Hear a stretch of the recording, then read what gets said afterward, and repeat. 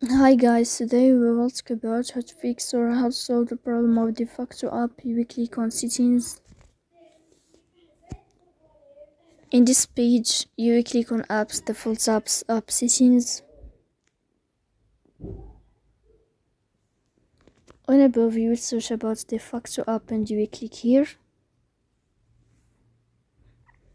Then we click on first app and you will click OK. Here you will enter to the window of storage.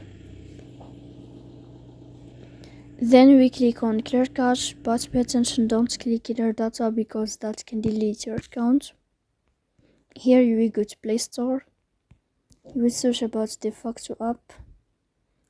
Then you can uninstall your app and you can install it again. So please don't forget to support us by like and subscribe. See you next time.